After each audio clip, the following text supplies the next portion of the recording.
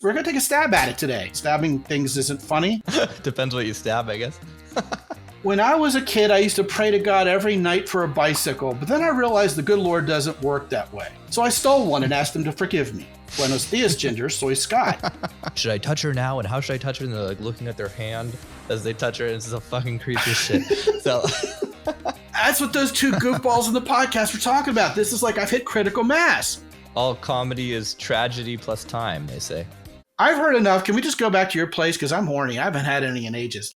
Welcome to the Inner Confidence Podcast, where we bring you men's dating and lifestyle advice that doesn't suck. I'm your host, Robbie Kramer, a former collegiate golfer turned poker pro turned finance guy who became obsessed with learning about male-female attraction and dynamics and passionate about teaching men how to improve and optimize their love life. Tune in each week and we'll bring you the latest and greatest strategies on how to get more dates, how to build a thriving social circle that brings the best men and women into your life, how to become a better networker, and how to design a lifestyle that makes all your buddies jealous. If you're new to the show, I recommend you download my first date protocol. It's the best piece of content I have. It'll help you optimize your first date and subsequent dates. And I like to connect with my listeners personally. So if you want to grab a copy of that, please send me a direct message on Instagram. I'm at Robbie_Kramer. Now let's dive into this week's content.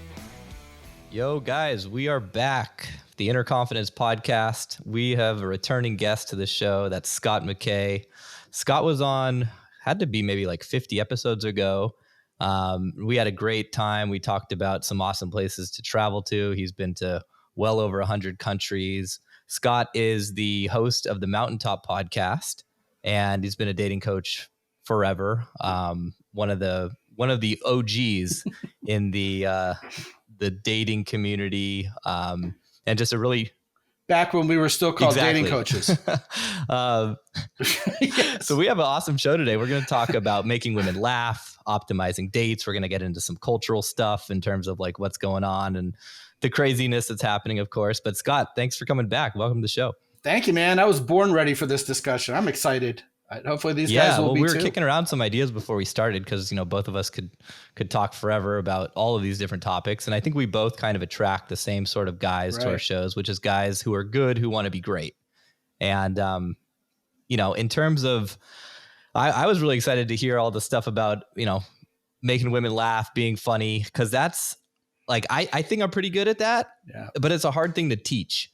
And I'm excited to, because it's like you take a guy who's just like not funny, and then you've got to kind of toe the line between, well, you could tell him to be funny, but then oftentimes he's just going to flop, and it's worse to try to like teach him that. And it's like, well, do they take improv classes? Do they hang out with funnier guys? So it's a little bit of a mystery to me how to teach guys to be more funny. I feel like I was a little bit of a natural when it came to like humor, but yeah, so I'm excited to see what we got here. Yeah, man, let's kick that around. Like you said, it sounds painful, but we're going to make it less so. First of all, I'm going to echo everything you just said. You're 1,000% right. Okay. I actually had, years ago, I'm not even going to mention any names. There used to be a guy who was a professional comedian who also styled himself as like a PUA, back that long ago. And I had him on one of my programs as a guest to talk about how to be funny. And he didn't make me laugh once in an hour. It was like, this guy isn't funny. And that's how that guy styled his entire universe professionally. He's, again, the punchline, he's not around anymore. Right. Go figure. Who would have thought? But I've noticed that like certain even stand-up comedians are nothing if they don't have any material.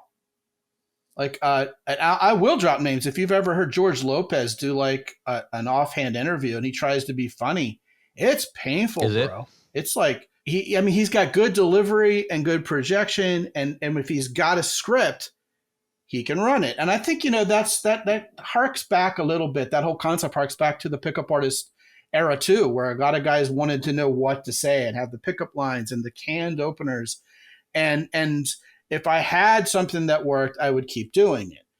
And I don't think there's anything wrong with that. After all, in society, what we do, we go, hey, how you doing? I'm fine. How are you? That is a canned opener. But when it comes to being funny, let me just pull the stress out from under this thing and just level with you guys. the reason why I wanted this so badly in my life was threefold. First of all, my father, my old man is hilarious and quick. Okay. And I never was. And it drove me nuts because, I mean, I'm pretty sure my dad's a smart guy and he's talented in a lot of ways, but I'm sure that a lot of his success in his career was because of this skill. People just loved having him around because he lightened everything up. He was in advertising and marketing. Actually, if you guys listen to my episode 100 of my podcast, The Mountaintop, he talks about it. He was actually he worked with first-rate, second-rate supermodels. Not bad. So it was kind of an interesting job because he was in the men's tailored clothing industry. You know, and what happens when you're selling suits? What do you want next to you? Right. A hot chick, right? So yeah, he was in that business in New York and did gangbusters at it. But the other things were, I just knew instinctively that it wasn't just a superpower with girls and then women, but it was portable. Like, let's say, man, you play piano or guitar and you just rock the house. Yeah, who's going to lug a piano with them everywhere they go? But, you know, when it's right here and you got it, then you can use it. And the third thing is it's probably a 4-legged table instead of a 3-legged stool. I also really wanted it. I wanted it in my life. But I also realized it was a learned skill.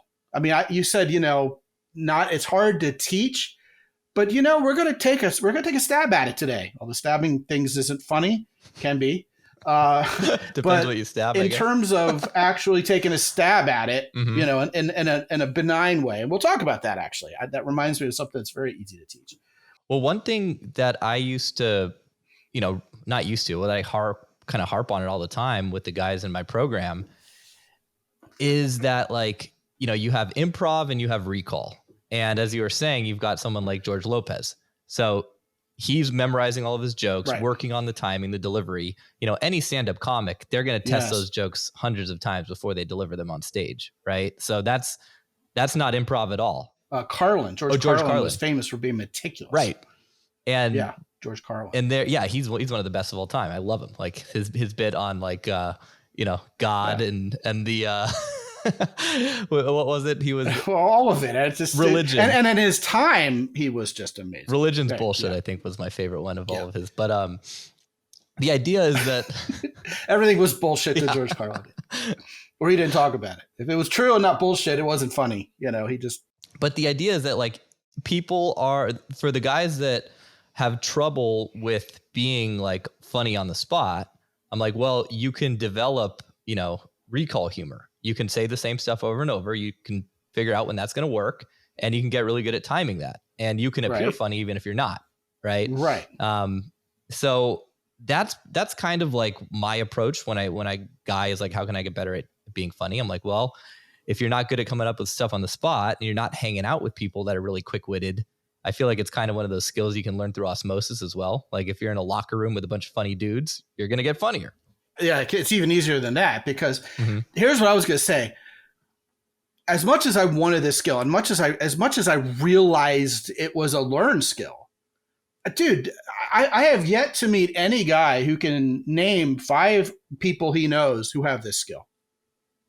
It's still exceedingly rare. And yet it's like catnip to women. It's like catnip in your social circle. And it absolutely is something you could learn. And I think that's important because a lot of guys are looking for that unfair advantage. I will go on record and say the ultimate unfair advantage in the year 2023 is actually liking female human beings. Wait, explain that one to me. Most guys are so jaded and angry and pissed off because they've been rejected. Actually, liking women is golden. And by the way, that's not gender specific.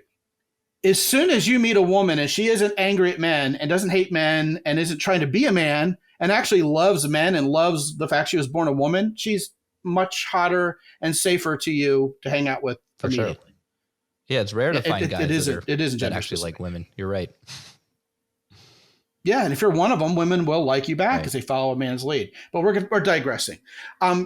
We were going to talk about this idea of take a stab at things and how that sounds painful. there are certain principles that if you apply them tend to be funny. Mm-hmm. Okay. So you mentioned recall humor. And I mean, I think there's a couple ways to define that. The way you're defining it is once you know something's funny, you look for ways to insert it into the conversation. Recall humor as a comedic device is extremely powerful, but it's kind of an advanced skill. So we're putting the cart before the horse here. Know it's advanced, which also sounds painful. Right. Right. Because, well, that's when something funny happened minutes or even an hour ago, and you're still in the same context and you bring it up again. Like, for example, one time I was out with my brother and sister-in-law, and we were at the park and blah, blah, blah. And we were talking about how, the Germans are really meticulous and everything's clean. Everything runs perfectly straight. So we get to the place where we're there and, we parked in front of a dumpster. And my sister-in-law goes, "My God, those are the cleanest, most orderly dumpsters I've ever seen." And I said, "Yeah, the Germans must be in charge." And the whole car laughed. That's recall humor as a device. Okay. If you want to continue on that trail, we can. Here's the thing about learning a skill. We as men do it all the time. You just told me you were out at the range hitting golf balls. Why? Because that makes you better at golf. But if you don't do that, you won't be as good of a golfer. If you want to learn a language, you're going to have to go through a whole lot of Pimsleur and a whole lot of frustration. I was just studying Russian for the last... And if you're like my wife, you'll land in Moscow, Russia, and get to the hotel counter and go, "Здравствуйте. How do you say I got nothing in Russian?" So basically... I've been learning Russian for the last 3 years. And then the war in Ukraine happened, and now you're not allowed to speak Russian to my Ukrainian wife. No, nihatili babastoni whippets anymore. Would you like to go out and get a drink? That's how you pick up women in Russia, because they're all drink. Is it wypenimaizja panglishka? Do you speak English? That's very useful in a place where nobody speaks English, as long as they speak Russian instead. So we can, when you talk about the skills that we acquire, men will go out of their way to learn the skills. And, if you have an aptitude for it, you're still going to learn the skills. I mean, everybody who's in the NBA or the NFL has a coach because, when you're on top of your game, you get better. When you have a talent, you hone it. You don't just go, I've already arrived. No, that's how you go from good to great. You and I both know that in our respective practices with guys. But when it comes to this, it's almost like understanding women. We've been told our whole lives, like, forget it. It's impossible. Mm-hmm. You either got it or you don't. Right. But it's still not true. Right. And it's not true about understanding women either, by the way. You can talk to either one of us guys if you want more on that. But the skills are kind of like they behave, they evolve with you in a way as you're learning them, kind of like if you've ever learned to play a musical instrument. Like when you first learned how to play guitar, probably, or piano, right? It's frustrating because you can't get your right and left hand to work independently. And then one day you can. It's like when you play guitar, one day you have calluses on your fingers and your fingers don't hurt anymore. Or you can transition from a G chord to a D chord without looking and positioning your fingers. And it's like a happy dance in your head. Like, whoa, I did it. Like now it's automatic. I don't have to think about it. I can strum and I can change chords. Right. And that's how learning the skill of being quick on your feet and humor that attracts women evolves. Well, I love to say, getting good at this stuff, your social skills, it's not a intellectual process. It's a physical process. Right. It's like if your girlfriend breaks up with you and I'm sure these guys have come to you, they're desperate to get a girlfriend back. And they're like, if I could just talk to her, I'm sure she'd come back. It's like, no. Right. This is not an intellectual process. This is about how she's feeling. You're not going to logic her back into your life. And you're certainly not going to logic yourself into being funny unless you're, a cat on the cast of Frasier or something. I think they were the exceptions, but you're not going to be logically funny, but there is a formula, which I don't know. That's kind of sounds like it isn't consistent, but let me explain. We've talked about the device of recall, comedic recall. which means if you just keep inventory, your brain will learn after a while to keep inventory of a conversation. And then when something comes up that's reminiscent of it, all you have to do is say it and people will laugh because it's the recall that's funny, right? If you watch or listen to really effective stand-up comedians, they'll almost always or frequently they'll end their set something with that they talked about before. And then they'll go, "You've been a wonderful audience. Thank you so much." Because it kind of just brings everything together full circle. Man, there's so many things I want to say, and they're so out of order. But, well, I felt like... Let's stick right now to the big skill. One thing, just quick anecdote, like Seinfeld, for example. What I loved about Seinfeld was he brought all of those storylines together at the end. Because there's usually like 3 or 4 different storylines going. And then at the end of each episode, they just like come together and it's just like the most hilarious shit ever. They had a head-on collision. Yes. Right. So the big skill, more so, just take guys, if you really want to master this and you want to do it on the fly quickly, forget everything we just said about comedic recall and don't even bother for now. Save that for later, okay? There's one word that rules. It's irony. Irony is not synonymous with coincidence. Oh, how ironic, 2 Volkswagen Beetle. That's not, people misuse the word irony. Irony is when something unexpected happens. It's the theater of the unexpected is ironic.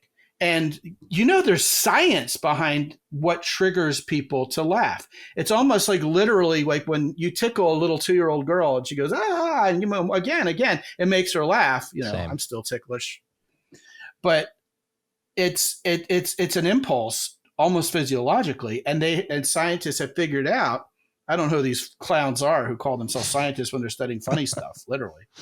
But they study this stuff. They have peer-reviewed studies that say people are triggered to laugh when certain social cues are given.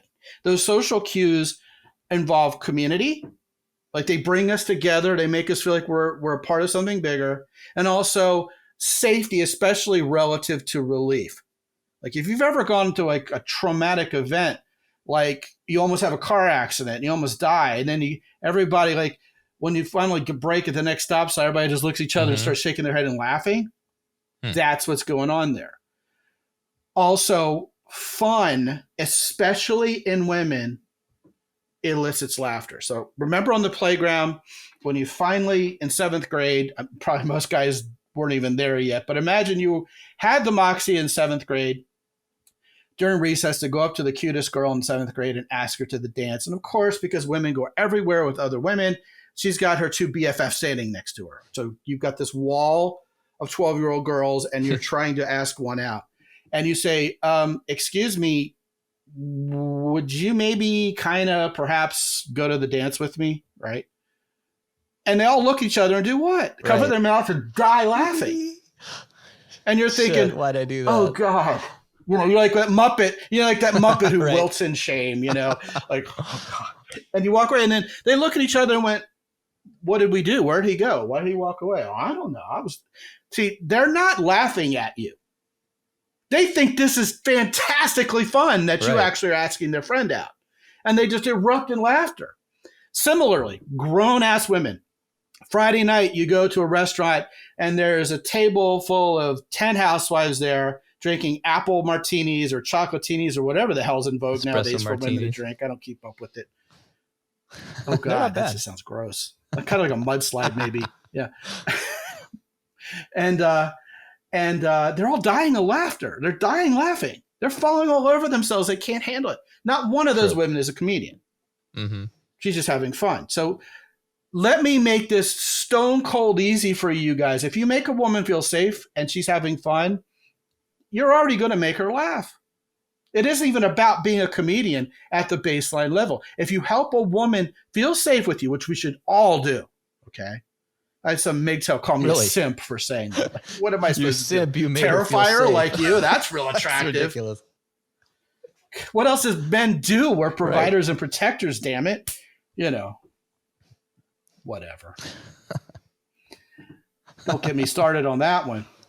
So basically what happens is you have her feeling safe and comfortable with you. Do you know what she is at that point? If she's already laughing, right? She's an easy audience. It's easy from there. You can be really bad at comedy, and she'll, because she likes you and because she feels comfortable, she's still going to want to laugh. She's digging you, right? They're not even jokes. You can say, "Hey, let's go across the street and make out under that light." She goes, "Okay, sounds great." And I said, "What did I say?" It was, that sounds like enthusiastic consent. Let's go, and yet that's not where the magic is. Now, if you simply bear in mind, I say this all the time, Robbie, it's kind of like learning how a clutch works before attempting to drive a stick shift, which, is such an archaic example nowadays. Only guys who ride motorcycles ever use a clutch. But most of them don't even anymore. God, what's happened to our motorcycles, man? Automatic sport brakes? At least if you rent a car in Europe, you still have to know how to drive a stick. I think a man should still know how to drive a stick. I love driving stick anytime I can. That's my go-to. Oh, yeah, me too. I had one until I couldn't anymore. I still think we should know how to rub two sticks together and make a fire, although we never have to. To me, it sounds manly. It does sound cool. But who's got time for that right now? So what happens is if you just basically take what I just talked about, and now you know how that works, that mechanism works. We love to talk about attraction mechanisms and women, all this wonky stuff that makes it sound like engineers are hot, but we're not when we're engineers. We just sound hot when we come up with stuff like that. What happens is if you know that, then you'll relax more, and then you'll wait and just watch her laugh, and then you won't. Then, for God's sake, you won't take it personally. Like, oh God, she's about to reject me because she's laughing. No, man, no, hombre, she's having fun. This is all good so far. All systems go. Then, when you can layer on top of that some real humor skill, knowing she's an easy audience, this is when you're going to be the most unforgettable guy she's gone out with in ages. And I'll tell you something straight up. I coach women and men. My wife and I are a team. The number one complaint about women from women on first dates isn't what you think it is. It isn't guys are too pushy, or they don't understand women, or they don't spend enough money, or they won't take me shopping. It's they're too freaking gunfighter serious. I love Clint Eastwood. Okay?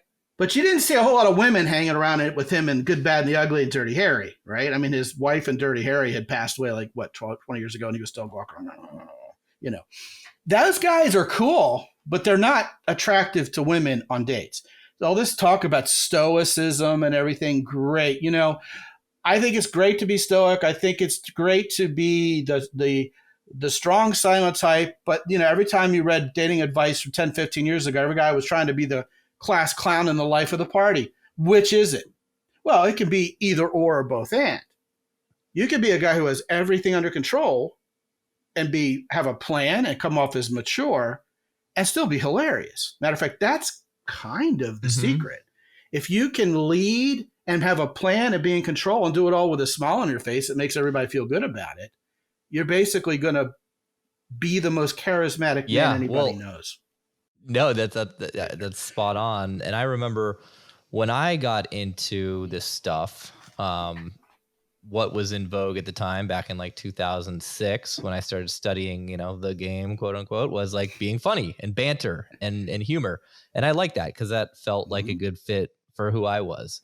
And now within the last 3 or 4 years, all the guys who come to me, they're like, I need to be more alpha and more serious and more masculine. And I'm like, okay, yeah. And as an overall inner game thing, yeah, you don't want to be like a sissy boy, but on a date, how are you supposed to show this masculine alphaness and have a good time? It doesn't quite connect. So I'm glad what you said, because that makes a lot of sense.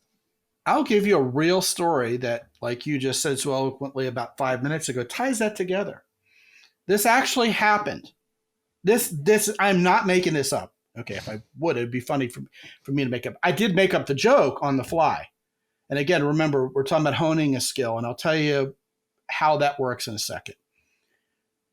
But my kids are involved in a sport that basically involves getting a group of them started and going.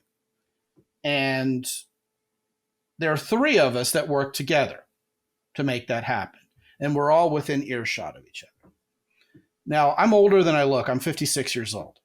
My wife is 51. I've known her for 17 years. And, to quote Yoda, when 51 years old, your wife shall reach, look as good she will not. Okay. I mean, she still gets chatted up by 25-year-old guys at Home Depot. So my wife is adorable. Now, one of these guys likes to think he's really alpha because he's, reached pro status in the sport, and he's about 40. But he's really douchey and he has no self-awareness. That's the truth. Okay. And these guys don't attract women. I hope he's not listening to this. I doubt he is. He's a married man. But if you are, more power to you, buddy. You deserve what's coming here. And my friend who's standing next to me said, just offhand while we're up there, hey, you know what happened the other day, McKay? I said, what's that? He goes, I found a 50 in the parking lot of Walmart. I said, oh, did you get her number? And he looks. And this guy who's alpha goes, well, let me set it up. First of all, he's married. And his wife is his wife would be attractive to under 5% of the male population. Yep. Am I making myself clear? I'm not going to say, but I'm saying. I doubt that because you'd still have to touch her. It would be evident. So he goes, oh my God, McKay, that's gross. I said, hey, be careful. My wife's 51 years old. Right. And he looks at both of them and goes, yeah, that's why I married a woman 9 years younger than me. And both my compadre to the right and I just looked at each other, started laughing. Because the humor in that is implicit. Like, oh, are you saying that you're, somehow doing better with chicks than I am because mine happens to be 51? We don't think so, but we're not going to say anything. We'll just let you feel good about that. And he just goes, what? And we laugh harder. You see. So there's this cascading effect when you're having fun. That just sometimes when you think about it, the funnier it gets. And see, that's the hallmark of really, really effective humor. So what happened there was, and that joke I thought of on the spot. You can think of it as funny or not, but it's a shining example of irony. Because I took it and I twisted it. But my brain, if you're familiar with the whole Malcolm Gladwellian idea of the matrices of consciousness and competence, when you're unconsciously incompetent, you're really, you get the Dunning-Kruger effect. And you think you're a genius and people are going, oh God, not that guy. He's pretty stupid. Then you realize you're unconsciously incompetent. You become consciously incompetent where you go, oh shit, I'm a dumbass. Oh God, that's embarrassing. And then you work on yourself and you become consciously competent. Now here's where you're almost to the point of being unconsciously competent when it comes to learning how to be funny. And it's the most frustrating thing. It's so much like the light at the end of the tunnel if you just break through. Is when 30 seconds or a minute later, you kick yourself going, oh God, now I know what I should have said. That would have been hilarious. But the water has flowed under the bridge and it's too late. Hey, you're almost there. You're so almost there. I mean, your brain is the synapses have to fire a little more automatically. And so the conscious competence is, I'm going to go out and I'm going to search for irony in everything. What could this mean other than that? Right. So in other words, I was out with a guy in field and I live in San Antonio, Texas, where there are a lot of Latinas and most Latinas at least speak a modicum of Spanish. And I do too. And, there's a little gal who's very pretty with raven black hair, just pretty smile, and she's handing out samples and they're like this romaine lettuce with like dressing on it. Sounds exotic. And I go, what's going on there? She goes, soy ginger. I said, pues buenos dias, ginger, soy Scot. And she just starts dying laughing. That's great. Now, because soy ginger is, soy oil and ginger mixed into a dressing, but soy ginger literally means I'm Ginger and a girl's name is Ginger. So basically I treated it as if she was introducing herself. And I responded by introducing myself. The reason why that's funny for those of you guys who speak Spanish at a meta level It's because it's butchered Spanish. I mean, it makes sense. It would be Me llamo Scot versus Soy Scot, right? Right. Yeah, exactly. Yeah, right. It's bad Spanish. It's just he just died laughing. So that, we go to another counter, by the way, and there's this older lady. And by the way, I flirt with all of them. I treat women like women. I just talk to them like women. My grandfather is hilarious. So he's dead, but he was hilarious. And my dad is not funny. I mean, my dad's he'll laugh at everything. He's fun, but he's not funny at all. Like, he never makes jokes. Right. Sounds like my dad and me. Like, so yeah. my dad's but I spent a lot of time with my grandfather growing up, and he would flirt with all the waitresses, all the, like, any woman he saw. It didn't matter how old she was, he would flirt with her. Because it's easy. They love it. And they love it. And it's not sexual. I talk to women like this with my wife next to me, and they're both laughing. My grandma would be laughing the whole time. Oh, yeah. Yeah. Sure, because it's just simply charming. And see, when women like you and they see the manliness and the charm, if you're available and they're available, it's going to happen. You don't have to push anything. But let me give these guys another example, just because I feel compelled to, because I really want this to stick, because this is the meat and potatoes of this.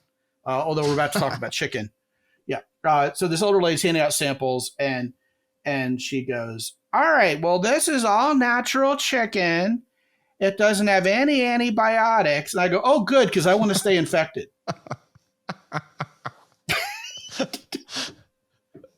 And she looks at me and goes, because she's in the middle of a shtick.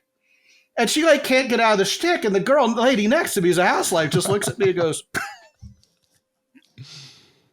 right? And I mean, that's how my mind works at this point.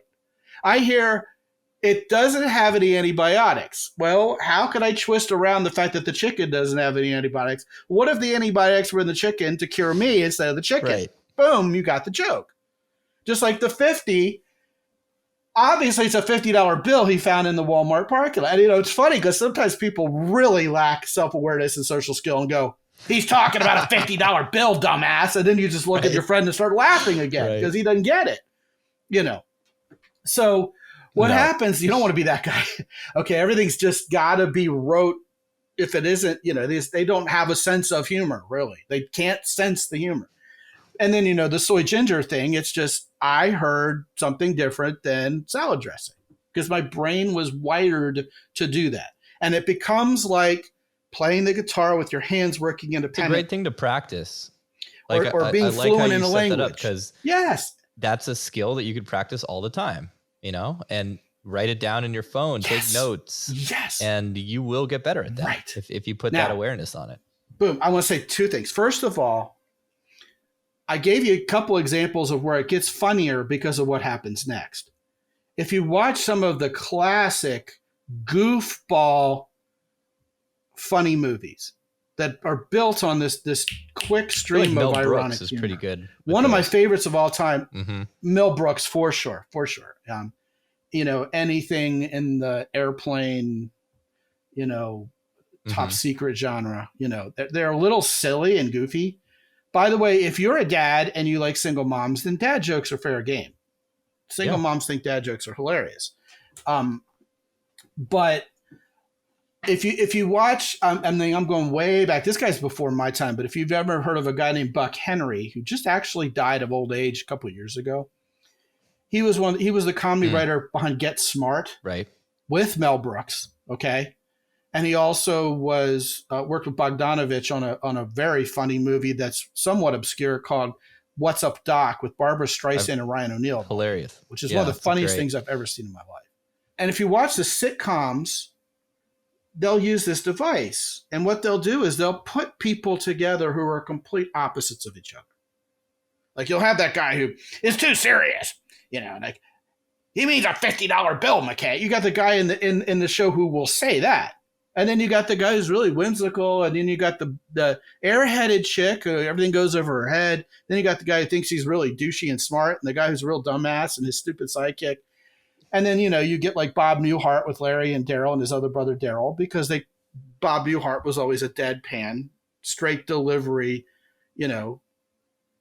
humorist, kind of, he's still alive, but, kind of like the prototype for, say, like a Stephen Wright, who was all deadpan, And so when you have people who are opposite, in personality types, then you have irony built in because these people are nothing alike. So the comedy starts writing itself. And so what Beck Henry would do is he would write jokes that the more you think about them, the funnier they get.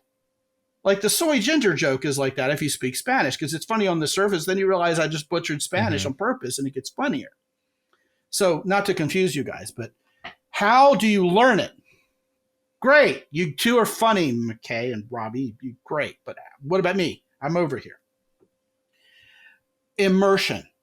First of all, you got to want it. First of all, you have to almost like say to your brain, dude, this is what we're going to do from now on. We're going to go around trying to find the irony in everything. Then what you do is you get on Netflix or Amazon Prime or whatever, and you start watching people who've mastered ironic humor. And I'll give you a hint. If it's clean ironic humor, think old school. Okay, Jerry not Seinfeld. Carlin and not Pryor, but like Seinfeld for sure. Yeah. There was an old school comedian named Buddy Hackett. And if you watch his 2 HBO specials from like 1981 and 82, I promise you'll look at the guy and go, really? And then you're going to be hyperventilating. You're laughing so hard. And it's all this. It's all this. And the 2 best ways I know to immerse yourselves, again, old school is the best school. All right. I mean, if you've ever watched an old Marx Brothers movie like Night at the Opera, the beauty of those old movies is none of the jokes have been used yet on film. So there's no such thing as an old, overused, worn out joke. They were all brand new. There's a one where this straight-laced woman, of course, because she's, standing next to Groucho, who's a real cut-up, and he's talking about how I married this one woman, and so I got a little bored, and I married another woman. And she's like, why, Captain, that's bigamy. And he goes, big of you, it's big of me. You know how much it costs to support 2 women? And he takes a puff of his cigar. None of those jokes have been used yet, right? I just flew in from Cleveland, and boy, are my arms tired. Henny Youngman. You're going to realize as you immerse yourself in the place I'm going to send you that every joke is that joke. Every ironic joke is that joke. I just flew in from Cleveland, and boy, are my arms tired. They're all that joke. Big of you, that's big of me. That's the same joke. Yeah. I found a 50 in the parking lot. Did you get our number? I mean, I could be Groucho Marx with a big old cigar and a bushy mustache. It's the same joke. It's a formula. So you wire your brain to do this. And here's what it says about you. When you're quick on your feet and your brain does it, it says you have things handled, you're smart, you're effective, and you know how to make me feel safe and comfortable because that's what humor does. That is the theory of relativity for making women horny. It is. Okay. That's why Chris Farley isn't sexy. That's why John Candy isn't sexy. Because being a goofball and just cutting up and being visual humor, it doesn't make women horny. Now, there's complexities to that. But if you are ironic and quick on your feet, like all the quips that Sean Connery's James Bond made back in the 60s James Bond movies are all this. And if you can do that teasing, like, why Ms. Moneypenny, I didn't have you on my bingo card as being the woman who does this when something ironic happens, and it would be funny and flirty, and you're bantering and you're teasing. Too many guys think of negging as insulting women. That's not sexy. That's not what we're doing here. You're not Lewis Black. Lewis Black isn't sexy. Complaining and bitching about everything isn't what we're talking about here. It's got to be charming and warm. I call it warm levity. So you can watch Buddy Hackett, of course, but you know what the 2 most golden things are? First of all, spring for a month of Sirius XM and listen to Laugh USA, which is the best 5 minutes of comedian after comedian after comedian. Don't listen to the sports talk radio. Listen to Laugh USA, and you're going to hear the same joke over and over again. A lot of times they have reruns, so you literally might hear the same joke over and over again. But you're going to realize it's the same joke. When I was a kid, I used to pray to God every night for a bicycle, but then I realized the good Lord doesn't work that way. So I stole one and asked him to forgive me. That's the same joke. It's the same joke. That one was written by a very strange comedian named Emo Phillips, and his onstage persona is weird, but he's an amazing comedy writer and a great Twitter follow, by the way.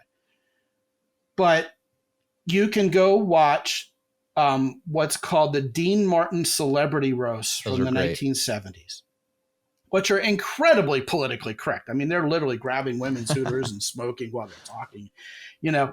And what happened was they would roast the man of the hour. Like they would have Ronald Reagan on or Muhammad Ali, and they would just take turns, these famous comedians just making fun of the guy. Right? And when you see the ones that the new versions of them, you know, it's like the ones that they sell you the discs of on late night TV, but they're just, you know, you pick which one you want to watch. It's free. I think it's on Prime. And they take about an hour and they've cut it down. They've distilled like a 2-hour program into just the funniest parts. And some of these guys have shticks, you know, they run shtick. Like one guy acted like a drunk and he was really good at it. The thing there that, you know, made him quit his act was really? Mothers Against Drunk Driving. Yeah, it was almost like the equivalent of the Me Too movement. What happened to pickup artists? That's what happened to his career when Mad came out. It wasn't funny to be drunk anymore. Poor guy. So, but a lot of them were just straight up quick. And these guys they were good. They were quick on their feet. And if you know any of the modern day comedians who are actually legitimately funny and quick on their feet and can come up with things on the fly, once you learn this skill and you see where that's coming from, those are you're going to become your favorite comedians. You're going to really have a respect for those guys. And women. There's some women who are funny too. But the funny thing about also you need to understand, and we're probably drinking from a fire hose at this point, but yeah, if you go and immerse yourself, gentlemen, I'd say 3 weeks. 3 weeks you immerse yourself in this, you're going to feel something in your brain go, oh man, I did that automatically. And you're going to be like, hell yes. And then there's going to come this time where you're in front of a woman and she's going to say something. Your brain is unconsciously in irony mode and you'll just blurt it out. And she'll go, oh my God, you're funny. And you'll go, oh my God, I am. Well, if you're listening to this, if you're listening to this and you're like, that sounds terrible, I'm not doing that. I mean, I don't know, kill yourself, because what's the assignment? It's like, go watch funny shit and try to think about it and you'll be funny. That sounds like the best homework anyone's ever given. So it's great. Guys wing it though. They think I can't do it. It's like success with women. It's like success. There are certain things we've been wired to believe aren't within our grasp. A lot of guys feel that way about wealth. Well, one thing that I heard back in the day was that, you know, there was like this dude who was very intelligent, very intellectual, and he was complaining like funny is not smart. And someone said, no, actually, you're wrong. Intelligence is humor, or you have to be very intelligent to be able to be funny, because it takes thinking at a higher level and creating those, you know, those ironic sort of connections in your brain. It's also fearless. You talked about being very straight-laced and very serious. And the greatest example I can think of that, it was another guy from the 60s and before, who was named William F. Buckley Jr. You know what I'm talking about? This was back when rich stuck-up people still spoke in Mid-Atlantic. Sounds fancy. Like the millionaire from Gilligan's Island. Yeah, it's like Mid-Atlantic, which has fallen out of vogue. But you had all the movie stars and Darling in the 50s talked like this in the movies, right? So he talked like that, and he was very straight-laced. But he was also extremely funny, just out of the blue. And he just didn't care, you know. And the context was he was a conservative political pundit, right? Back before you could be such without being called all sorts of names. I mean, we respected there were Democrats and Republicans. But there were still people back then when you were angry at someone simply for voting for someone else, right, you were the one made fun of. You weren't the one held on a pedestal. And so he was the editor of a print magazine called National Review, which is still in print. Of course, William F. Buckley has long since passed. But he had this very, erudite way of talking, Mid-Atlantic, And so you're thinking like, oh, God, this guy's going to be so super boring, right? Like listening to paint dry, but then he's funny. And so this woman wrote to him one day. And this is almost like, making fun of people who lack the sense of humor. You can always have more fun with them. And when they don't have any sense of humor, it's suddenly meta level funny. Like, what my friend I was telling you about when we were talking about 50s. She writes the National Review and he prints the letter with his response. Okay, he responds to the letters. He actually prints this. Mr. Buckley, I'd rather support a snake than anyone you support, right? I'd rather vote for a snake than anyone you support. And his answer was, what if I support the snake? Okay. That was his whole answer. Hilarious, because that's how you do this, right? I've gotten to the point where I hear something, I go, now that's how you write comedy, when I hear it. And I also keep a diary. Whenever I say anything funny, I write it down. There's actually a Mitch Hedberg joke about that. People say, Mitch, how are you so funny? Well, my secret is I come up with dreams. I come up with jokes in my dreams at night, which is why I keep a notebook on my nightstand. Now, if I wake up from a dream and I forgot to put my notebook in my nightstand, I just have to talk myself into believing it wasn't funny and fall back asleep, So he talks like that. But that's how you do it. My favorite Mitch Hedberg joke, by the way, if you guys don't know who Mitch Hedberg is, go do the research. Funny comedian. Died too young, of course, like so many of them do. I don't have a girlfriend. I have a girl who'd get really, really, really mad if she heard me say that. That's my favorite Mitch Hedberg joke, which is how you write comedy. And the more you think about it, the funnier it gets. So we talked about the benign wrongdoing, taking a stab at it. And this is not an original concept. This is well known. When something bad happens to somebody, but everybody's okay. Like, you ever have something bad happen and you go, someday we're going to look back on this and laugh. And invariably you do. All comedy is tragedy plus time, they say. Yeah. You're on it. So that has also been termed a benign wrongdoing. One of my wife's go-to movies for just, when she needs a quick laugh, it is one called Rocket Man, not the one about Elton John, but it's like 20 years old. And it's about these buffoons who go to Mars. And there's this one point where they're on Mars and one guy's oxygen system peters out on him before they can go back to the ship. So he has to hook himself to the other guy's spacesuit. And then the goofball the guy in the spacesuit starts farting. So the other guy's stuck like in this closed ecosystem of his farts. And I have never seen my wife laugh so hard in my entire life, because that's kind of an ironic humor situation. You're supposed to take that seriously and you got to share oxygen. But what would happen if the guy farted and all of a sudden you got to inhale the guy's farts and there's no escape? That starts being really, really funny because that's really going to be painful in the moment, but nobody's going to die from it. I mean, if it's a really bad fart, I suppose. But, once you start immersing yourself, here's the actual practical way to consume all those jokes when you're hearing them on even when you're watching all this funny stuff or listening to it on XM, anticipate the punchline. Start saying, I know where this is going. This is going to be this. And you know what you're going to do? You're going to surprise yourself. After a while, you're going to anticipate punchlines that are better than the one the guy actually said. The snake one, the snake political one. I had that a split second before. I was like, I bet he's going to say the snake. Support the snake. Yeah. Yes, because it's obvious. And that makes it funnier because the lady should have seen that coming when she wrote to him. Right. Yeah. So what all of this does is it lightens women up. Guys are too serious. You know how guys get all serious on dates with women or first meetings, wherever you want to call them, when they're approaching them? Because they're afraid. They're scared they're going to screw up. So they tense up. And then they go into serious mode. They go into default. Well, you got to stop treating these conversations with women as competitions. Men are the only ones who are wired like that. Women don't think in terms of acceptance, rejection. Only men do. So, plus, I mean, have you ever walked up to a woman and thinking she's great until you talk to her and they're like, I don't think so.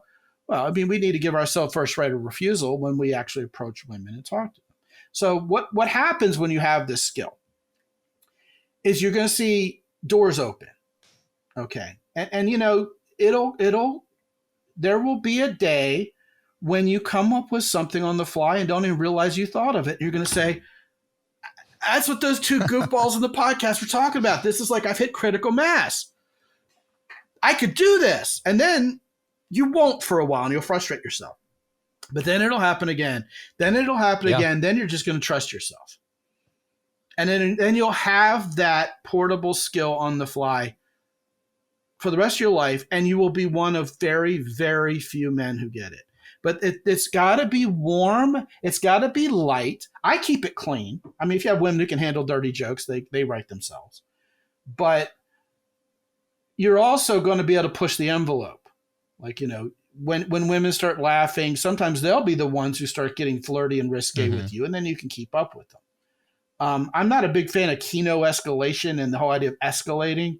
I like to be more like a point guard in the NBA and let the game come to me. You know, read the room and just know when women are starting to get a little frisky, and then rise up to meet that and invite more of it. I think that's a much better way to get authentic, enthusiastic consent, most guys, if you want to call it. Yeah, most guys, when they try to learn like kino escalation, right, they just start like touching women like way too much, and then they just turn all of them off, and they don't know how to calibrate, and they're in their head thinking, should I touch her now, and how should I touch her, and they're like looking at their hand as they touch her, and it's just a fucking creepy shit. So and she's thinking, not even with a 10-foot pole should you touch me. You know, was that book, Everything I Knew About Life I Learned in Kindergarten. Shouldn't we have learned that when the girl next to you went, stop touching me, you know, in kindergarten? Let him touch you first. Be the point guard, like we don't grow out of that. That's good. Yeah, right. Oh, God. I mean, when women start just, they make them laugh a few times, they get real grabby. That's what you want. The laugh and the touch, you know, they touch you on the shoulder, they touch your arm, right? It's all tied with the laughter. But if you're serious the whole time and you're trying to kino escalate, you know, good luck. Well, here's the beautiful thing. The beautiful thing is when you start seeing this in action, you see just how utterly magical it is with women. You're going to start giving yourself a lot more credit, which is AKA confidence. And, you know, I said this on stage with a bunch of other dating coaches in front of an audience. And they were saying, what's the most important thing, you know, how do men attract women? And everybody was like, well, you got to be, you know, tall, dark, handsome, and rich and famous. And we all know that. But to bypass a woman's rejection mechanism, I don't know. Maybe it's because I've always been older than all the rest of you all guys, but I'm always like Yoda. I'm always like the big brother at the end that they come to for the last word. And so, of course, I'm sitting there at the end watching. And I pulled a Gary Halbert on them. If you know who Gary Halbert, he was a copywriter. And he famously said something very similar to what I was going to say that actually inspired it. And I said, I will give you guys all those advantages. I will let you be taller, richer, more handsome, famous, which they all were than me, by the way. I'll give away all of those. I'll even go out in field with you. But I want one advantage for myself, and I ask the audience, do you know what that is? And I ask your audience the same thing. And the answer isn't humor. It's I want to be the guy who actually believes women should want me. That is the number one differentiator between men who get women and men who don't. You know, guys will come to me and go, I can't get any women to go out with me. Well, how many women did you ask out? None. You know, you've heard this before, right? And things like comedic timing, being warm and light while still acting like a man, okay?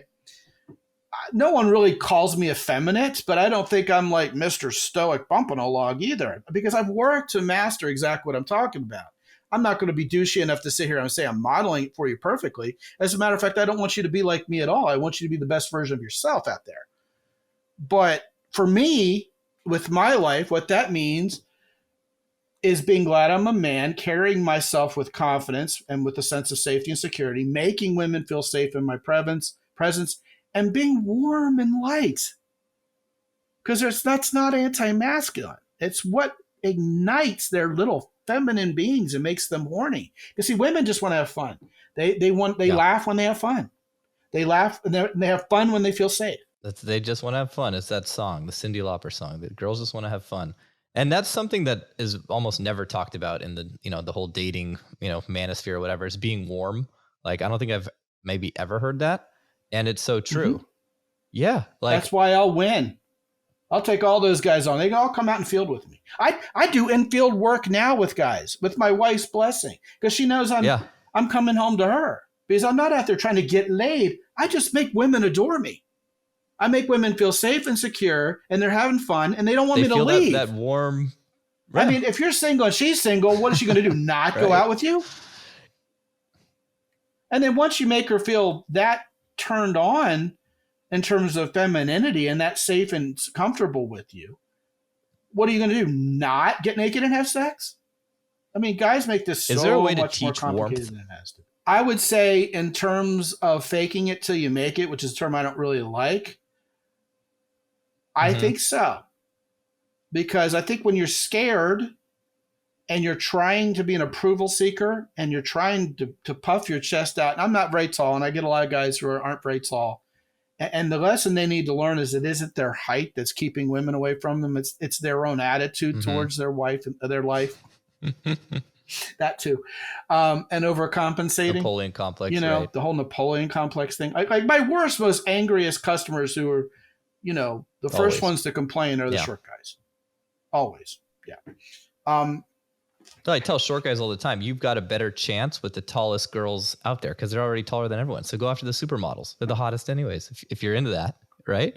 And well, I got fortunate. I've always liked little petite cuties. So, my wife's 5'1". She always dated guys over 6 feet tall till she met me, because then all of a sudden it didn't matter anymore. You got to remember what we're talking about here. Like you said, that nobody ever talks about it. Nobody ever thinks it's important. But it's like learning how the clutch works. Once you know how femininity is attracted and what kind of what it is about masculinity, the safety, the ability to make them feel secure, that ability to create a hedge of protection around their feminine being so they can be fun, playful, joyful, hospitable, all those things that are feminine gifts, which I believe is the highest calling, by the way. I think that's all the stuff we live for on weekends. We're just like the rent-a-cops who make it all possible, But the beauty of being a man is you are the benefactor of those gifts. And then you see them, and one of them is sex, and adoration. And having women really like you is better than being wealthy or famous. I agree. It really is. It's like everybody buys the cars. You go out to the clubs on South Beach, Miami, and the guy's revving up his 12-cylinder Lambo outside the club at 2 a.m. because he wants some pussy. Right. That's why he bought the car. It's like, success with women is like the primal really is. There's holy no better grail. feeling. And I think what we've talked about here today is a shortcut. Yeah, I was thinking about just that whole idea of like being more warm. And I think inherent like nice guys, most of them who are, suffering from the nice guy syndrome, they're usually pretty warm, right? And I feel like, well, they may or may not be. I feel like on, the ones who are popping in my mind, maybe it's just recency bias or whatever, but they're always warm, but then they need to kind of develop a little bit of that masculine edge, learn to say no, learn to, be a little bit more of a bad boy, but then they need to bring back the warmth. Cause a lot of them, I did this, like I tried to go like all stoic and all masculine and all that stuff, many years ago when I was getting into this stuff. And then I realized like, wait, I'm not fun anymore. Like girls aren't laughing like they used to laugh. And it was a one of those peaks and valleys situations. But when I realized that was happening, I pulled out of it. It's amazing how compartmentalized we make all this. Like you go on YouTube and you look at the masculinity guys, they're all standing around a campfire, right? Learning jujitsu.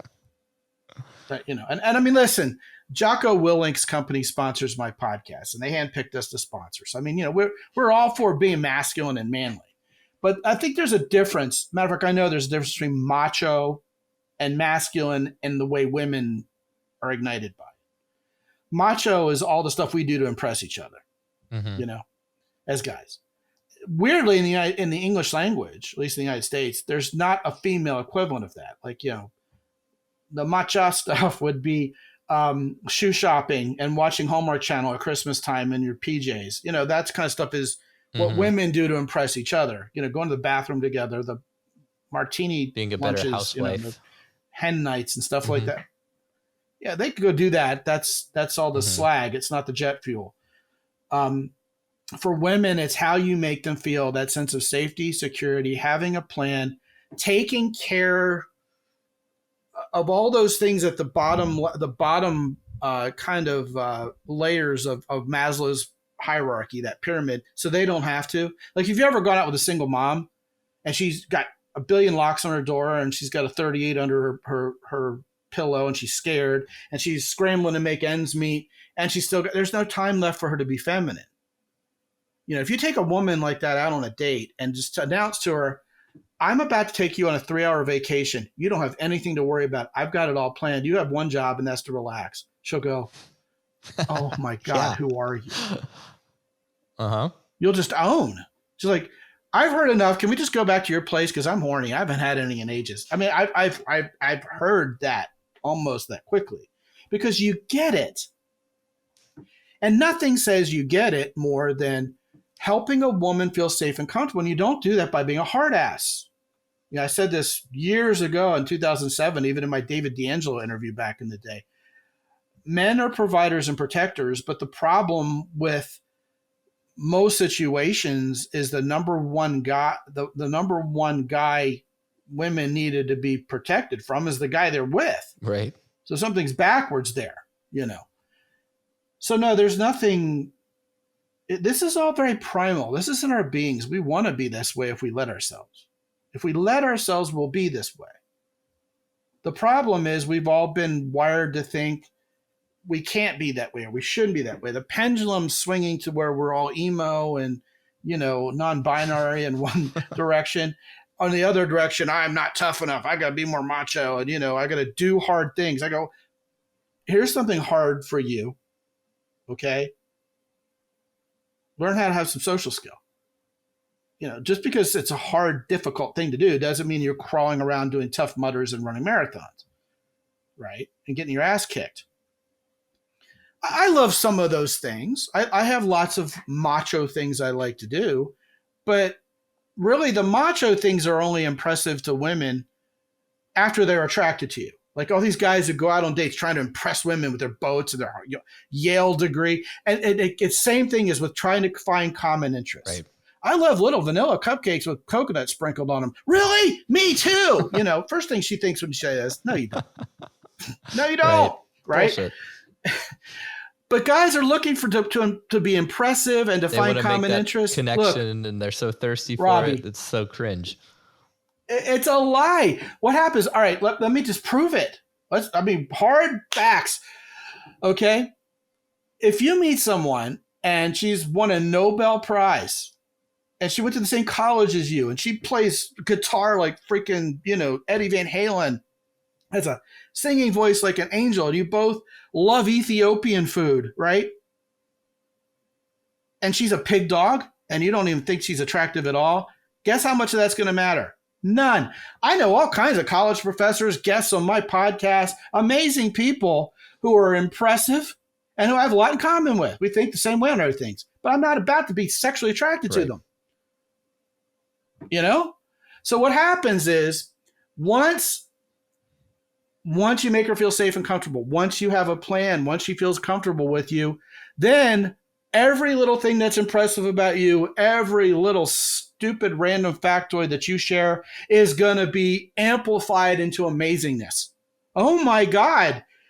We both order the same thing at Taco Bell. It's like, well, the fact that we both go to Taco Bell probably means we deserve each other to begin with, right? But you know what I mean? You can just see it. Now that you can see that, like the way the clutch works, I'm sure all those guys are laughing, going, God, that's exactly so true. It doesn't matter. And that's why these guys were trying to impress. I mean, I had a guy write a 3,000-word first email to a woman that contained nothing but facts about how awesome he was. She was just creeped out. I'm sure she showed it. You know why I know that? Because it's the woman who showed it to me. Of course, yeah. Oh, God. He put a lot of time into that. Now, the other thing is, for what? You know, and he's like, oh, God, I'm such a loser. I can't even get women to go out with me. Just save it, you know. Yeah. You're going to also, you know what's funny when you lighten up and you become warmer and you learn the humor stuff is you take yourself less seriously. You realize not being successful or spilling coffee all over yourself on a first date is funny. If you let it, Right. It's all spin. You just start taking yourself less serious. Then you don't fear rejection anymore. Then you just don't fear anymore as much, with women especially. And like you said, not hardly any guys master the skill. So it's like once you learn it, you just own. They say like 5% of all guys get 95% of all the women. First of all, I don't want 95% of all the women. But maybe 95% of all the attractive women. Yeah, it's an important distinction. There's more than one way to become that 5%. And most guys don't do any effort to be that guy. They're just like, oh, I'm not that guy, so I'm going to get angry. Right. But I don't know. That I do know. It's that. And so, when you see women respond to you powerfully, it builds your confidence. And it's just like you said. I mean, what sucks about watching funny stuff and immersing yourself into it till you get it? But again, back to the clutch analogy. You got to know the kind of funny to be. That's true. And it's the ironic humor, which I feel like makes a lot you of look guys, smart and connected and like you have a plan and you're quick on your feet. I'm trying to remember. A lot of guys go for the wrong type of humor to study. They're studying like the overly dry, overly sarcastic, kind of like cutting and humor that's funny if you're not the butt of the joke, right? And then they end up being condescending. And I find that when women feel that you're condescending, It's the biggest turnoff of all of them. Warm, light, and PG. Right. I mean, puns, are dad jokes. Once you get good at this, the acid test is already, am I trying to restrain the laughter before I even say what I'm about to say? Is it funny to me? If it's not funny to you, it's not going to be funny to anyone else. Another great way to practice that too is over text. You've got all the time in the world to. Yes, because you have more time. Right. Yes. Mm-hmm. So if guys can't be funny over text. But you're going to have to back that up in real life. That's the problem. That's true. Do we have time for you to. More time, but you got to back it up. Right. Do you have time to outline your 3-hour you do nothing and I'm going to take you on what was the we're going to take you on a 3-hour vacation? I don't think we had time for that, man. I don't know about the attention span you guys have, but it's already three times as long as We'll save mine. that for the next time as a good teaser. What were we talking? What did you ask again? No, I'm kidding. No, I have what I call, this is something I just realized I've never taught before, even though I used to do it routinely. And I can give you the elevator pitch version of what it is. I call it the 3-hour vacation for two. First of all, we've kind of bemoaned the fact that dating doesn't exist anymore. Although if you ask women, they really want to be taken out on a date. So this isn't something you do with a woman you just met and you're not really sure about. Okay, this is a woman who you're ready to unleash the freaking shock and awe, and you want her to fall in love with you. First thing you do is listen to her and find out what she actually likes and doesn't like. Okay? And by the way, before you guys think I'm going to be a simp and spend $1 million on this chick, forget about it. That actually hurts you. The more you spend, the more you're anchoring something unpleasant to her being with you. So there's pressure tied to that. Mm-hmm. Remember, you want her to feel safe and comfortable. So she says she's allergic to shrimp, but she loves Thai food. Well, you don't take her to a seafood house. You take her to the Thai restaurant.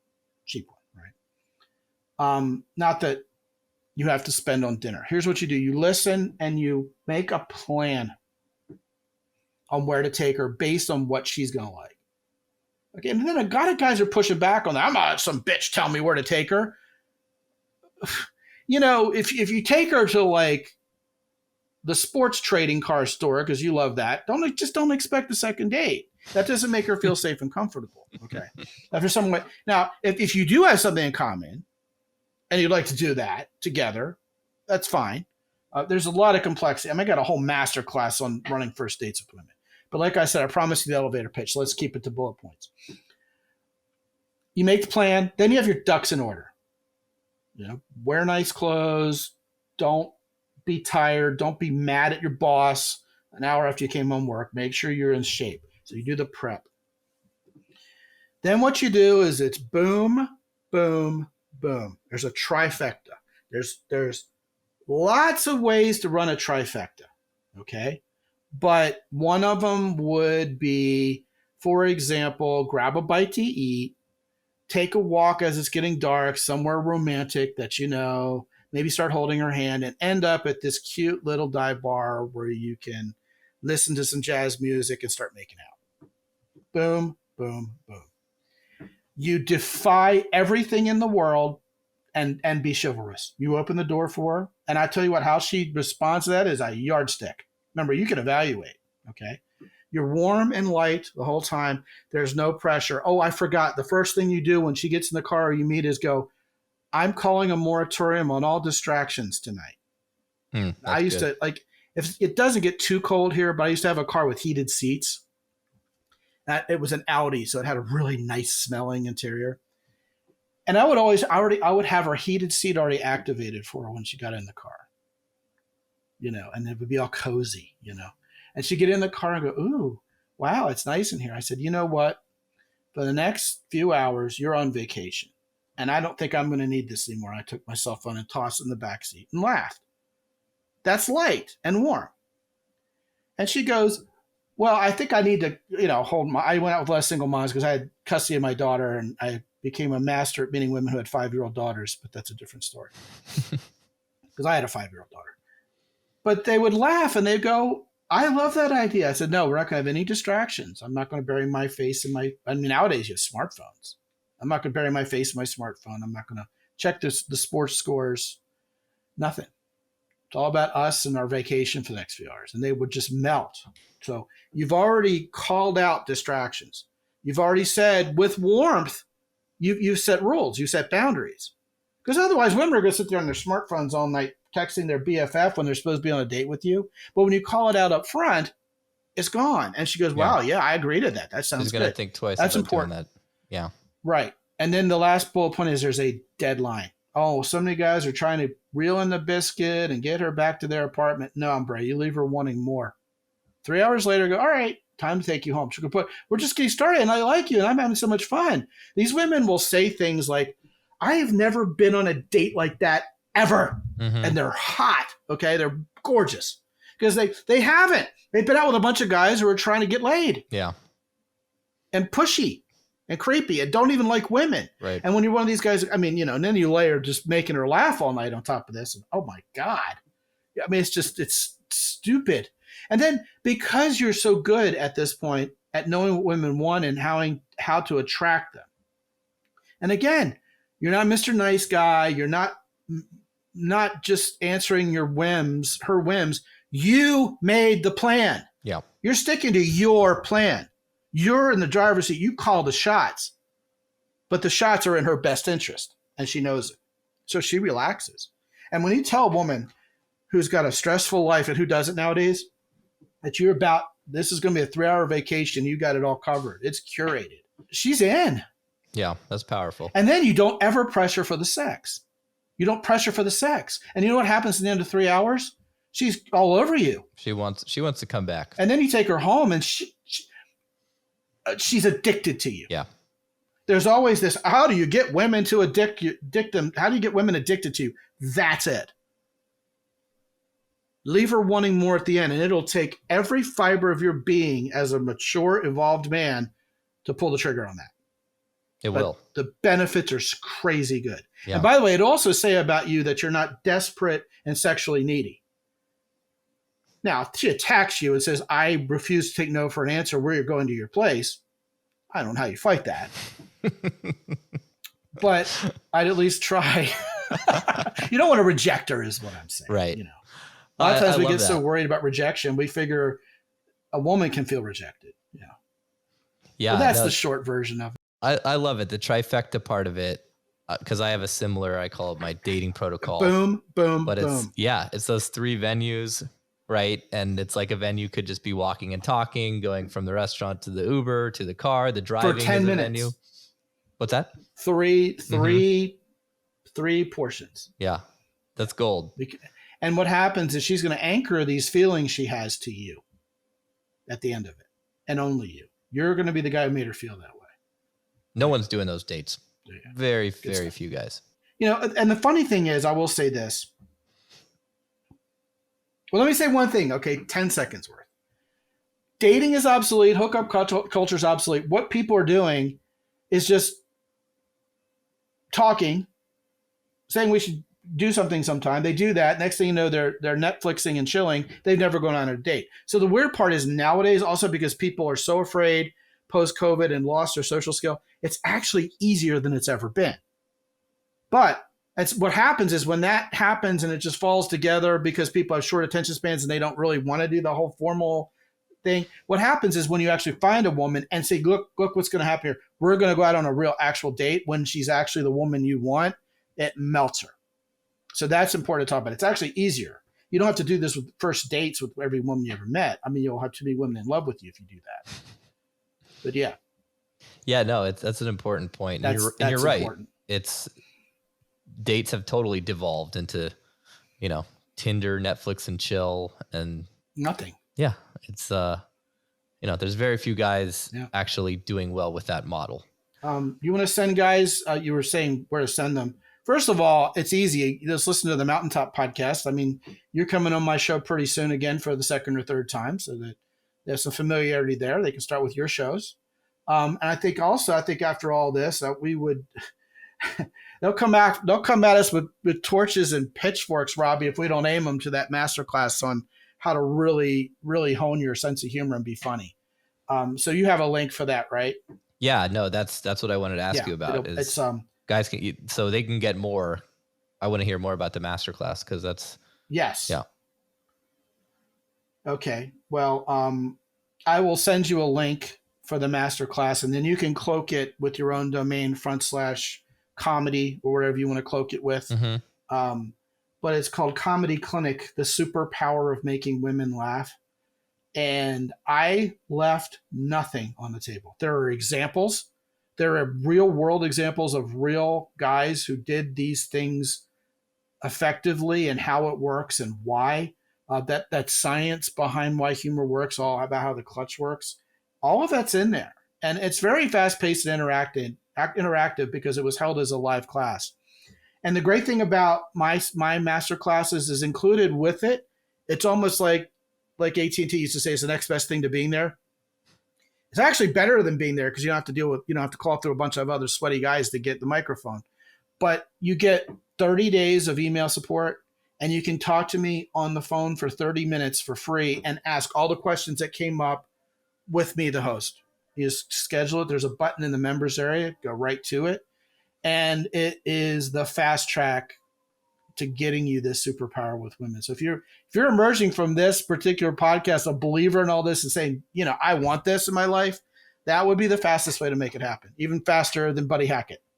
Nice. That's pretty fast. So guys, you should grab that. Little comedic recall there. Yeah. It's pretty quick. Well, right. Scott, it's been awesome as always. And I'm excited to be on your show coming up. So thanks for dropping in and sharing all the wisdom. Yes, sir. And I wish all you guys the best. Thanks for hanging in there with us. Hope to talk to you soon. Thanks. I hope you enjoyed this week's episode. If you're new to the show and digging our content, please leave us a 5-star review on iTunes, Stitcher, YouTube, wherever you listen or watch. But if you're not really digging it, go ahead, just don't leave us any review at all. That'd be great. If you're feeling a little bit stuck or you just want to optimize and step up your game, we've opened up a few spots in our Inner Confidence community. We're accepting applications if you want to join our select group of men and experience the radical power of accountability, cross everything off your sexual bucket list, and just become a beast who gets more stuff done. To learn more and apply, go to start.innerconfidence.com.